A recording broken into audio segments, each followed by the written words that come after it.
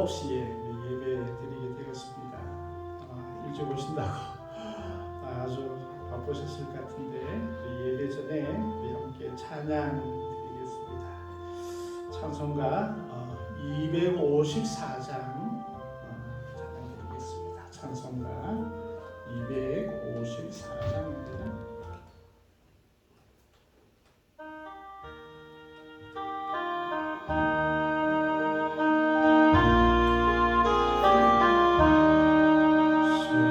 주의 보혈은 정하고 정하다 내 죄를 정케 하신 주날 오라 하신다. 내가 주께로 지금 가오니 십자가의 보혈로 날 씻어주소서. 약하고 주의로 주께로 나가며 힘주시고 내 주함을 또 씻어주시네. 내가 주께로 지금 가오니 십자가의 보혈로 날 씻어주소서. 날 오라 하시는 온전한 믿음과 또 사랑함과 편안함 가지려 함이라. 내가 주께로 지금 가오니 십자가의 보혈로 날 씻어주소서. 건죄인 목마다 살 길을 얻었네. 한없이 넓고 그대게 베풀어 주소서. 내가 주께로 지금 가오니 십자가의 보혈로 날 씻어주소서. 그 피가 맘속에 금성도 됩니다. 내 귀로 소리 들어사 나허라하소서. 내가 주께로 지금 가오니 십자가의 보혈로 날 씻어주소서.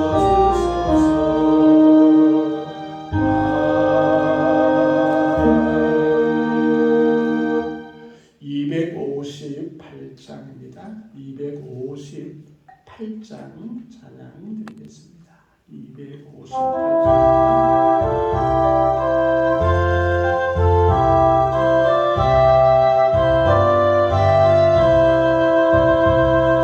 샘물과 같은 보혈은 주님의 피로라. 보혈의 죄를 씻으며 정하게 되겠네. 정하게 되겠네. 정하게 되겠네. 보혈의 죄를 씻으며 정하게 되겠네. 저도 좀 회개하고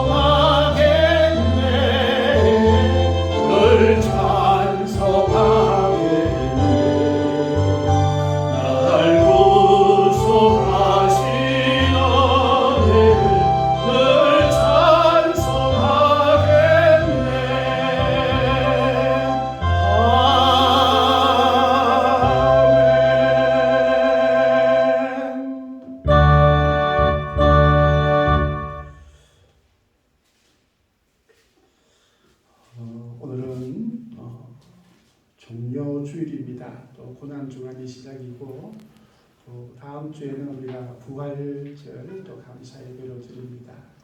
이 귀한 날 종료 주일 예배로 우리 하나님께 예배 드리겠습니다. 다 같이 기도드리겠습니다.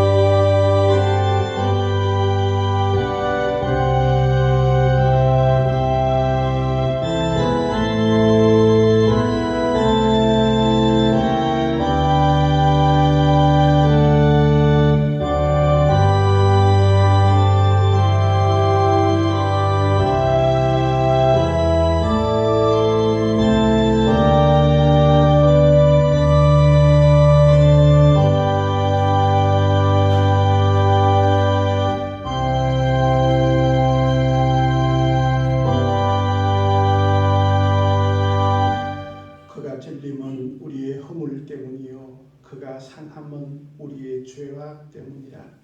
그가 징계를 받음으로 우리가 평화를 누리고 그가 채찍에 맞음으로 우리는 나음을 받았도다.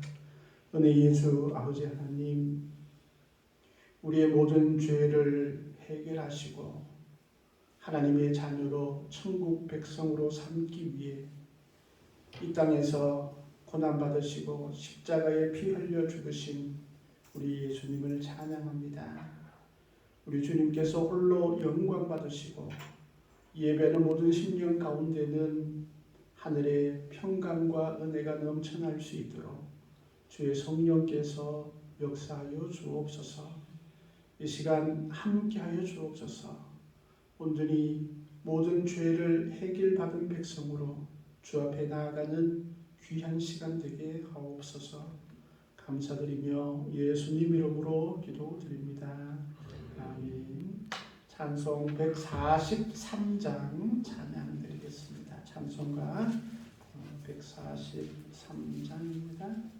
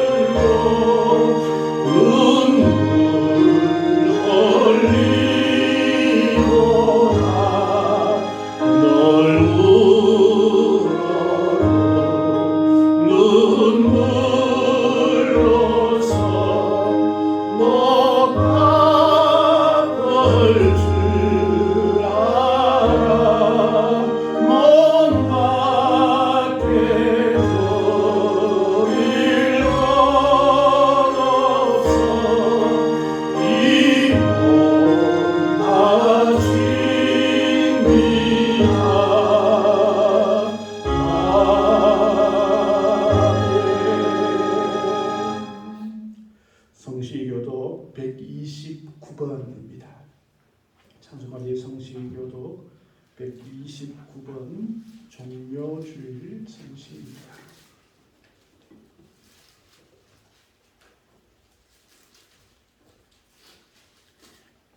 129번입니다. 시온에 따라 크게 기뻐할지어다. 예루살렘에 따라 즐거이 부르짖어다. 보라, 내 왕이 내게 임하시나니 그는 공의로우시며 구원을 베푸시며 겸손하여서 나를 지시니 나의 장로도 당나귀 새끼라. 내가 에브라임의 병거와 예루살렘의 말을 끊겠고 전쟁하는 말도 끊으리니 그가 이방 사람에게 화평을 전할 것이요 그의 통치는 바다에서 바다까지 이르고 유월의 강에서 땅 끝까지 이르리라. 앞에서 가고 뒤에서 따르는 무리가 소리 높여 이르되 호산나 아래에 서슴이여 찬송하리로다. 주의 이름으로 오시는 이여 가장 높은 곳에서 호산나 하더라. 아멘. 사도신경으로 신앙을 고백하겠습니다. 나는 전능하신 아버지 하나님 천지의 창조주를 믿습니다. 나는 그의 유일하신 아들 우리 주 예수 그리스도를 믿습니다. 그는 성령으로 잉태되어 동정녀 마리아에게서 나시고 본디오 빌라도에 의해 고난을 받아 십자가에 못 박혀 죽으시고 장사일기 사흘 죽은 자 가운데서 다시 살아나셨으며 하늘에 오르시어 전능하신 아버지 하나님 우편에 앉아 계시다가 거기로부터 살아있는 자와 죽은 자를 심판하러 오십니다. 나는 성령을 믿으며 거룩한 공교회와 성도의 교제와 죄를 용서받는 것과 몸의 부활과 영생을 믿습니다. 아멘. 찬송 254장 찬양드리겠습니다. 찬송 254장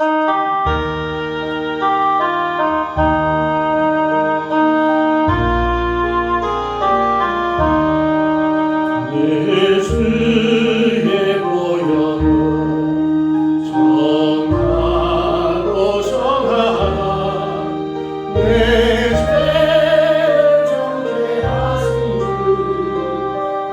알고라 하신다. 내가 쓰되어 지옥 가오니 십자가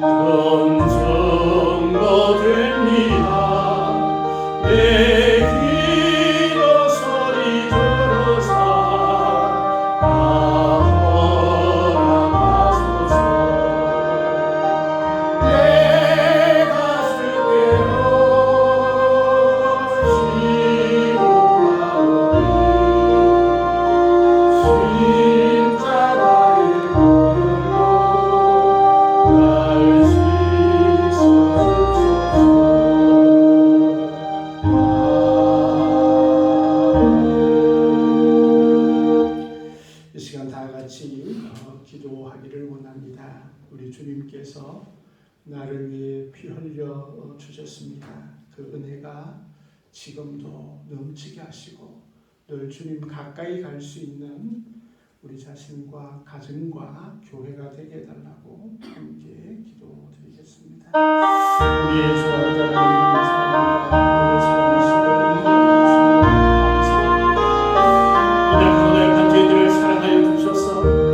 주님께서 이 땅에 오시고 낮고 낮은 그 자리에 오셨음에도 불구하고 그 천한 십자가에 달리시기까지 그 아픔과 고통을 나를 위해 희생하신 우리 주님을 찬양합니다. 아버지 하나님께서 주신 그 은혜로 인하여 저희들이 주님 앞에 나아갈 수 있사오니 주님께서 이 시간 함께하여 주시고 보혈의 은혜가 또 넘쳐날 수 있는 그런 신령 되어줄 수 있도록 하나님 도우시고 인도하여 주시옵소서. 늘 주님과 함께 동행할 수 있는 저희들 되어주게 하시고 주님께 더 가까이 갈 수 있는 저희들 되어줄 수 있도록 하나님 도와주시옵소서. 우리의 가정이 아버지 모든 신령들이 주님과 가까이 할 수 있는 귀한 가정 되어주게 하시고 아직도 주님과 멀리 떨어져 있는 가족들이 있다면 주님께서 은혜를 베풀어 주시옵시고 그들이 주님 품 안에 함께할 수 있도록 하나님 도우시고 인도하여 주시옵소서. 우리 멈춰있는 교회가 오늘 주님께 가까이 있는 귀한 교회 되어줄 수 있도록 하나님 도와주시옵소서. 보혈의 능력이 임하는 귀한 교회가 되게 하시고 주님께서 역사하시는 귀한 교회가 되게 하시며 주님께서 가장 기뻐하시는 그런 교회가 되어줄 수 있도록 하나님 도와주시옵소서. 이 땅을 주님께서 긍휼히 여기시고 불쌍히 여기시고 은혜에 더하여 주시옵소서. 국력 때문에 주님의 은혜가 넘쳐나는 귀한 가정이 되게 하시고 하나님의 전쟁과 바다 기근으로 흉가를 먹은 신령들을 위해 하늘의 평강이 있게 하시고 살아계신 하나님을 만날 수 있는 저희들 다 되어줄 수 있도록 하나님 도와주시옵소서. 그들을 위해 선교사들을 세우시고 검절 선교사로 사용하고 주께서 하여 주옵소서. 행위나 되는 고통 가운데 있는 심령들이 있습니다. 육신의 질병과 하나님 마음의 아픔 가운데 있는 심령들이 있습니다. 이 시간 오늘이 주 예수 이름으로 기도할 때에 해결받는 놀라운 역사를 허락하여 주시옵소서. 오늘 아버지님 종교들을 보내며 고난 주간에 그런 말씀들을 저희들이 읽고자 합니다. 성경 말씀들을 읽을 때에 하나님의 역사하심을 있게 하시고 우리의 모든 문제들이 해결되어지게 하시고 주님과 가까이 할 수 있는 저희들 다 되어줄 수 있도록 하나님 도와주시옵소서. 모든 것 주님께 의탁하오며 존귀하신 우리 주 예수 그리스도 이름으로 기도하옵나이다.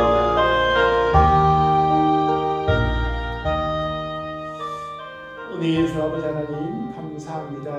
저희들을 사랑하시고 인도하여 주심을 감사합니다. 주님의 은혜가 이 시간 함께하시고 또한 주님과 가까이 하는 저희들 되게 하옵소서. 감사드리며 예수님 이름으로 기도합니다. 아멘. 네, 우리 하나님의 말씀 요한복음 19장입니다. 요한복음 19장 30절에서 34절 말씀입니다. 요한복음 19장 30절에서 34절 말씀입니다. 제가 봉독해 드리겠습니다. 예수께서 신 포도주를 받으신 후에 이르시되 다 이루었다 하시고 머리를 숙이니 영혼이 떠나 가시니라. 이 날은 준비일이라. 유대인들은 그 안식일이 큰 날이므로 그 안식일에 시체들을 십자가에 두지 아니하려 하여 빌라도에게 그들의 다리를 꺾어 시체를 치워 달라 하니 군들이 가서 예수와 함께 못 박힌 첫째 사람과 또 그 다른 사람의 다리를 꺾고 예수께 이르러서는 이미 죽으신 것을 보고 다리를 꺾지 아니하고 그 중 한 군인이 창으로 옆구리를 찌르니 곧 피와 물이 나오더라. 아멘. 우리 찬송 259장 찬양드리겠습니다. 찬송가 259장입니다.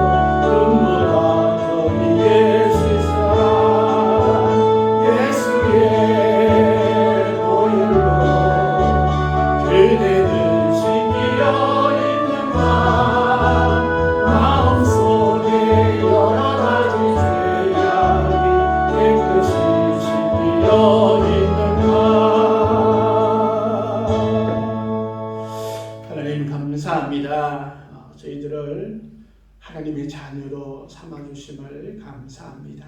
그 은혜에 또 온전히 갈 수 있는 저희들 되게 하시고 또 하나님께 영광하는 또 귀한 말씀이 은혜 받는 귀한 저희들 되게 하옵소서. 예수님 이름으로 기도드립니다. 아멘. 할렐루야. 오늘 성경 통독 때문에 일찍 오신다고 고생이 많으셨습니다. 잠도 제대로 못 주무시고 또 하루 종일 또 말씀을 읽을 텐데 그래도 우리 하나님께서 새 힘 주시고 은혜 주실 줄 믿습니다.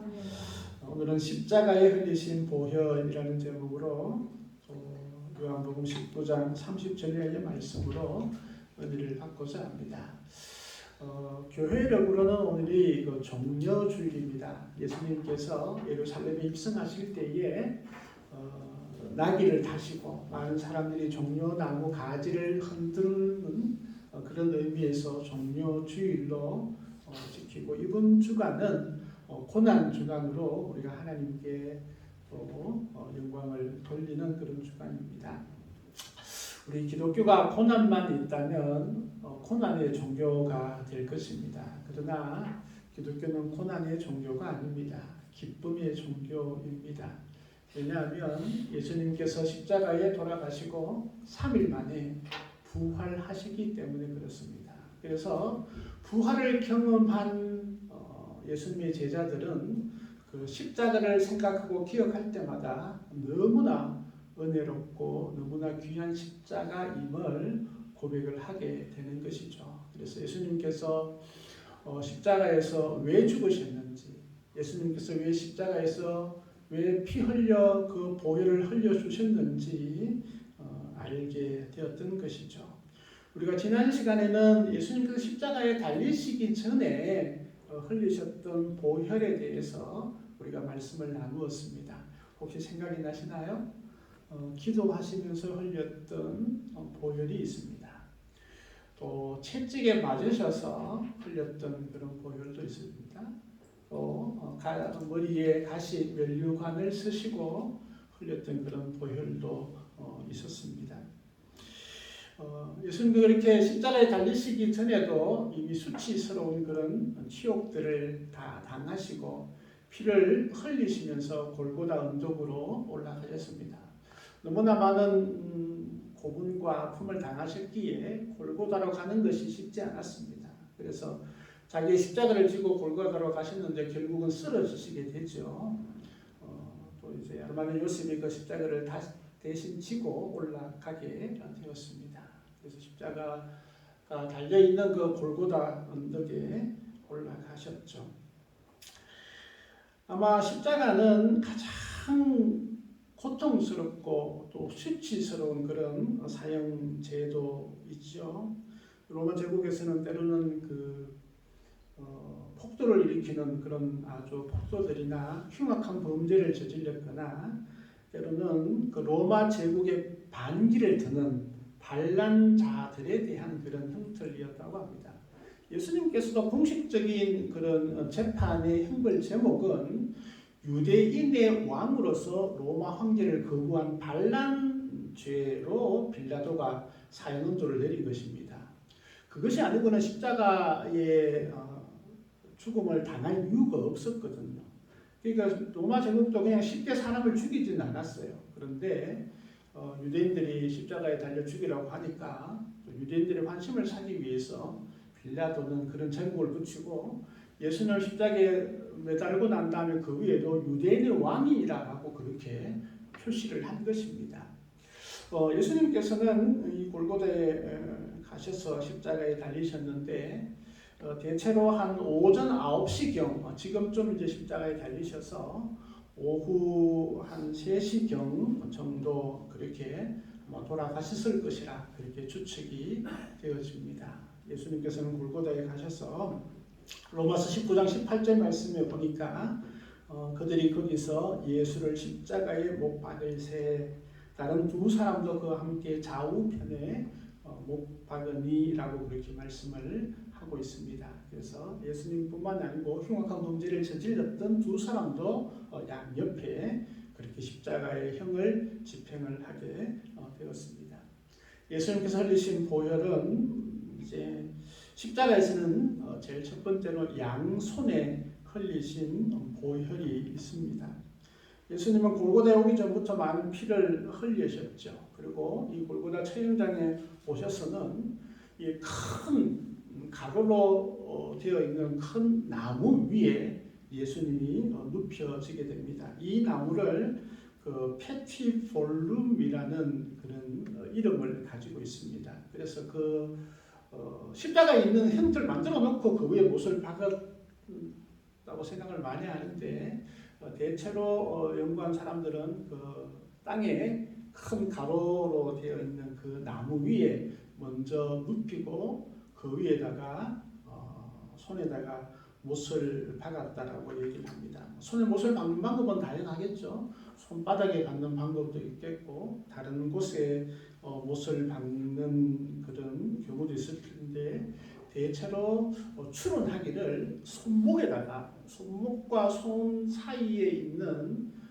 그리고 그 모든 손에 들어가는 신경이 있는 그곳에 아마 못을 박았을 것이다라고 추측을 하게 됩니다.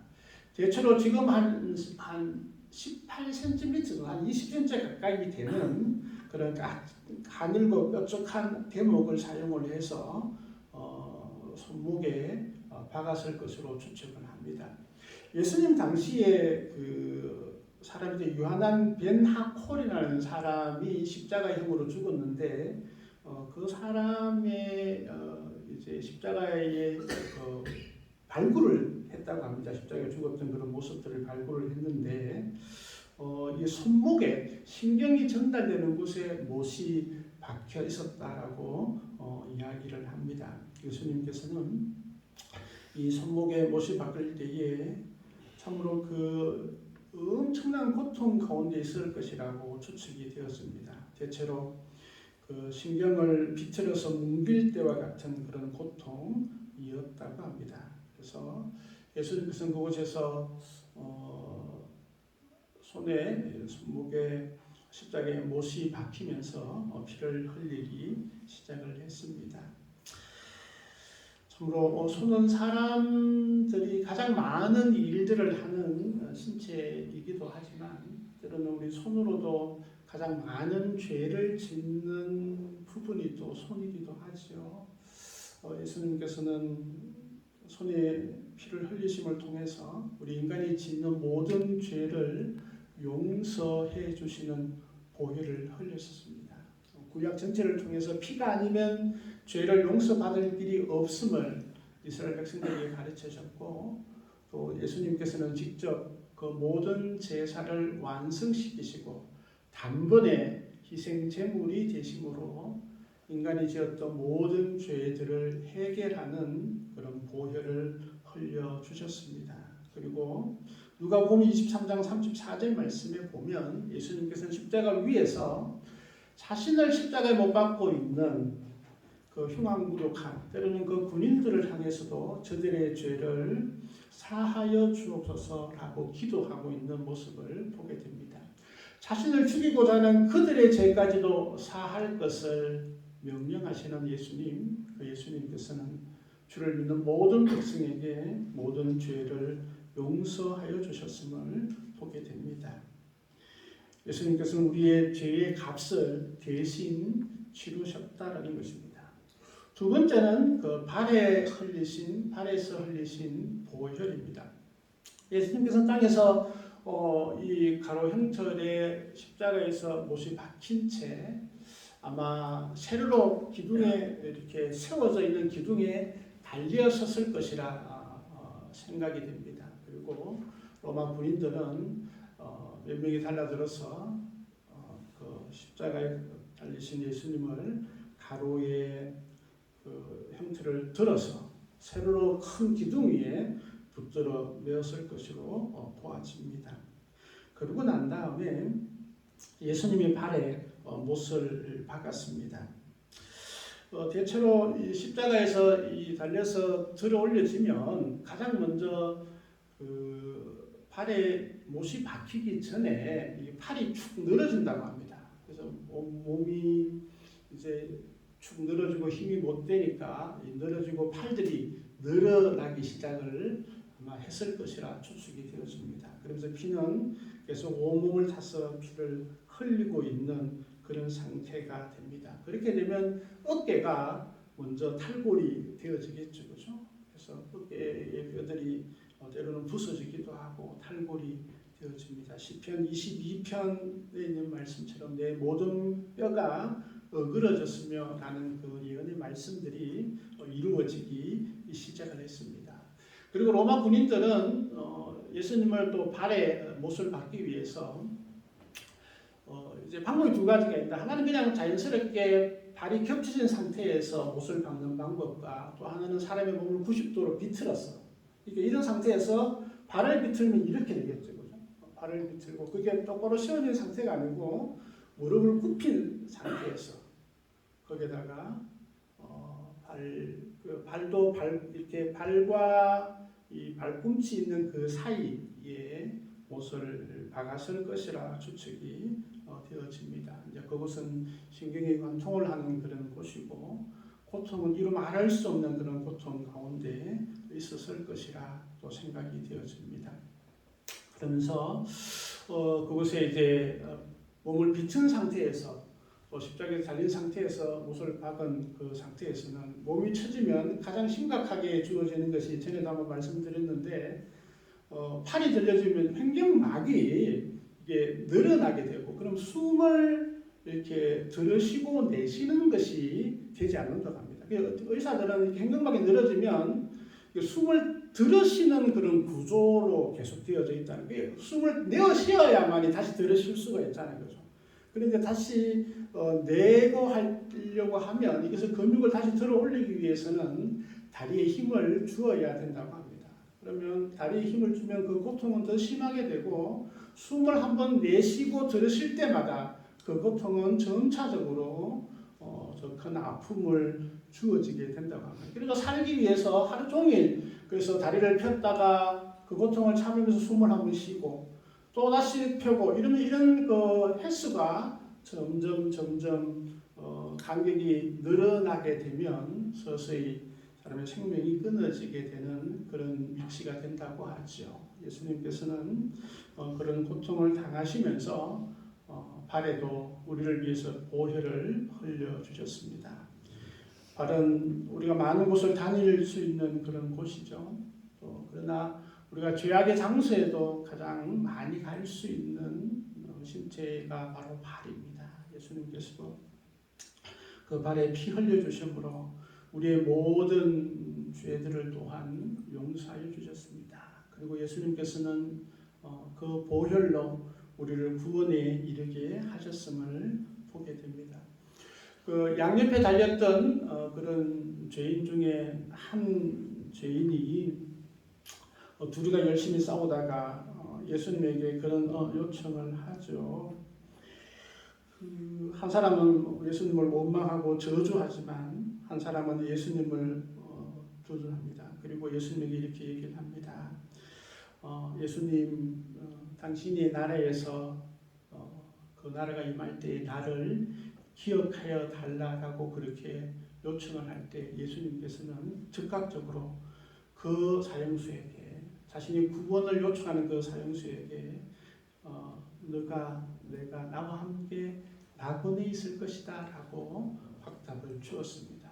그 달렸던 제수는 그 달릴 때까지 흉악한 죄인이었지만 그 십자가 위에서 예수 그리스도를 바라보고 주님을 구세주로 영접할 때에 너가 나와 함께 낙원에 있을 것이다 라고 예수님께서는 구원을 허락하신 것을 보게 됩니다. 구원의 행위가 어떤 선한 일들을 행하거나 그것이 구원의 조건이 아니라 믿음으로 되어짐을 그 현장에서 보여주셨습니다. 예수님을 믿음으로 우리가 구원을 받는 것입니다. 뿐만 아니라 구원은 믿음을 고백하는 즉시 효력이 발생하는 것들을 우리가 보게 됩니다. 십자가에 달리신 그 강도는 즉각적으로 예수님에 의해서 낙원에 있을 것을 허락을 받았음을 보게 됩니다. 예수 그리스도께서 흘리신 그 보혈로 인하여서 어떤 죄든지 어떤 사람이든지 어떤 모양이든지 모두가 구원받는 조건을 이루셨습니다. 세 번째, 예수님께서는 십자가 위에서 옆구리에 흘리신 보혈이 있음을 우리가 알게 됩니다. 예수님께서 십자가에 달리신 날은 지금으로 치면 금요일이죠. 금요일 저녁부터는 안식일이 시작이 되니까 유대인들은 안식일 날 또 동네 안에 시체가 매달려 있는 것들을 허락하지 않았습니다. 그래서 안식일이 되기 전에 그 시신들과 흉터를 이렇게 제거를 해야 하기 때문에 유대인들이 빌라도에게 그런 요청을 합니다. 그래서 안식일이 이제 곧 저녁이 되면 안식일이 시작되는데 이것을 다 치워달라, 또 제거해달라라고 그렇게 얘기를 하죠. 그래서 이 군인들이 빌라도가 이제 다리를 꺾어서 그때까지 이 좌우에 있던 사람들은 생명이 계속 유지되고 있었음을 보게 됩니다. 그냥 다리를 꺾어버리면 더 이상 이게 다리를 올려서 숨을 쉴 수 없기 때문에 그 자리에서 이제 생명이 끝나게 됩니다. 두 사람은 다리를 꺾게 되고, 그런데 예수님은 이미 죽었다는 것을 이 군인들이 알았습니다. 그래서 다리를 꺾지 않았습니다. 이 군인들은 사람을 죽이는데 아주 전문가들이잖아요. 그죠?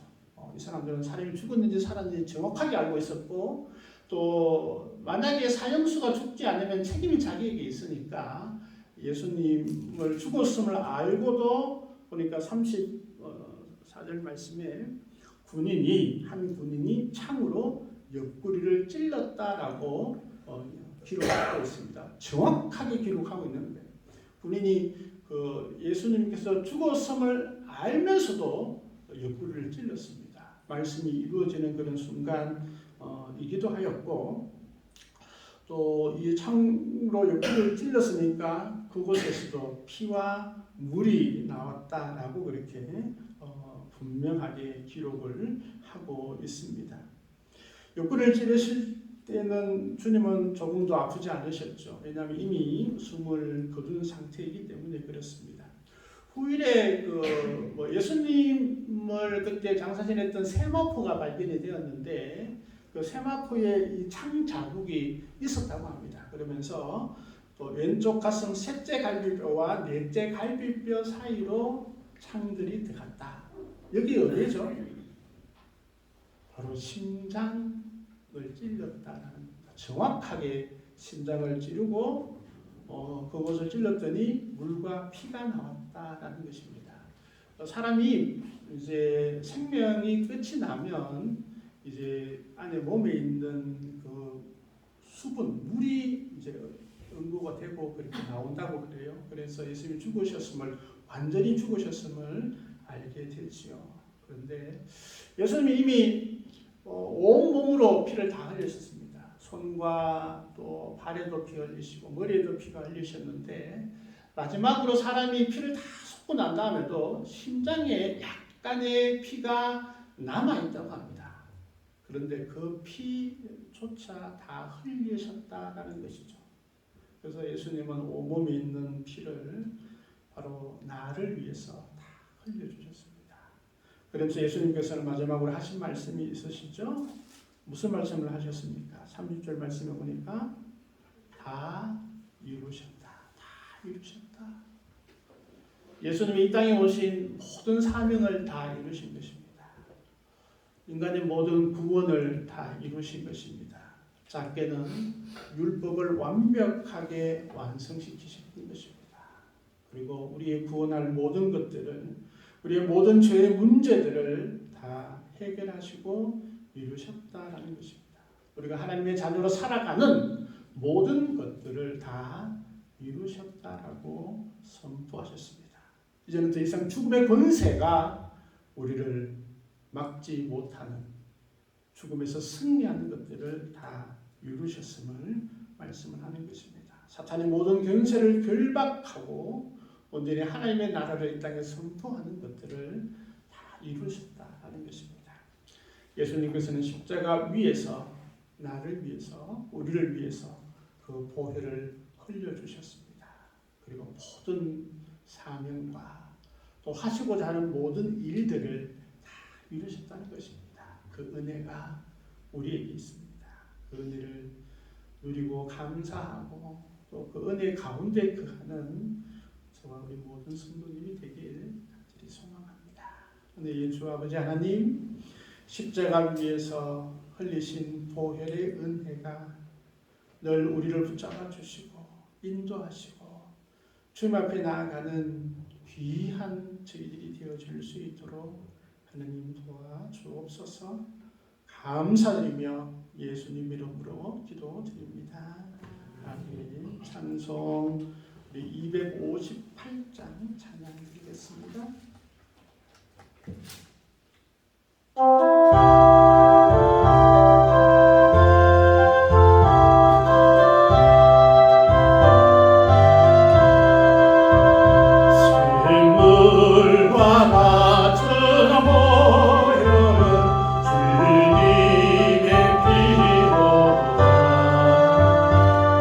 너의 죄를 씻으며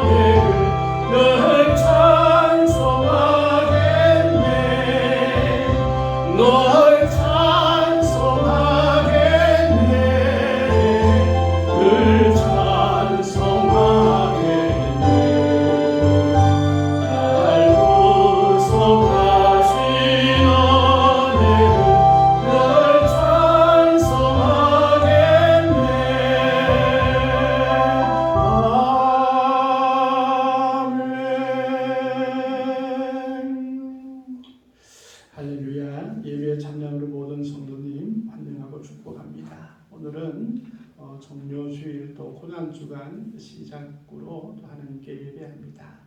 다음 주에는 우리가 부활절 감사 예배로 또 하나님께 영광을 돌립니다.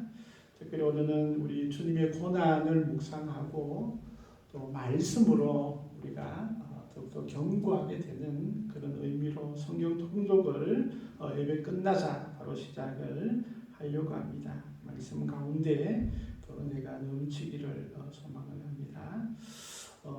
사순절 한 끼 금식 특별 헌금을 하려고 합니다. 저희 교단 교회 중심으로 월드 비전 같은 글로벌 비전이라는 NGO 단체가 있습니다. 그곳에서 이 사순절 한 끼 금식을 해서 또 어려운 이웃들, 특별히 이제 동남아의 궁핍한 아이들을 위해서 또 이렇게 많은 일들을 하는데 우리가 동참하려고 합니다. 그래서 한 끼 금식에서 그 금식된 것을 헌금을 하고 그 헌금을 보내려고 합니다. 그래서 귀하게 쓰일 수 있도록 그 의무감을 가지고 할 필요는 없습니다. 은혜가 되면 하시면 될 것 같습니다. 네, 그래서 우리가 이번 주에 금식을 하고 다음 주에 이제 특별 헌금 이렇게 하면 그쪽으로 우리가 헌금을 보내려고 합니다. 우리 사모님이 이번 주에 생신이시네요. 축하드립니다. 걱정받은 소망의 기도가 4월 5일 날 또 인도합니다. 보안감찰 모임, 교회학교 회복과 우리 청년들을 위해서도 많이 기도해 주셨으면 좋겠습니다. 우리 귀한 예물 드리고 축도함으로 예배를 마치겠습니다. 우리 주 아버지 하나님 감사합니다. 우리에게 영원한 생명을 허락하여 주시고 또 이 땅의 삶 가운데도 복을 주심을 감사합니다. 주님께 감사해서 귀한 예물 드리오니 손길마다 주님께서 복이 넘쳐날 수 있도록 하나님 도와주시옵소서. 10의 1조를 드립니다. 아버지 하나님께서 주신 그 은혜에 감격하며 주님께 드리는 귀한 예물이오니 하나님께서 더 큰 복으로 주님께서 인도하여 주시고 물질로도 흘러 넘치게 하시고 또 건강으로도 하나님 앞에 충실된 그런 건강함이 있게 하시고 모든 후손들과 모든 일들이 잘 풀려지는 은혜를 허락하여 주옵소서. 주일 헌금을 드립니다. 손길마다 복되게 하시고 늘 기쁨과 감사가 넘쳐나는 하루하루가 되어줄 수 있도록 하나님 인도하여 주옵소서. 감사의 물도 드리오니 주님께서 늘 함께하여 주옵소서.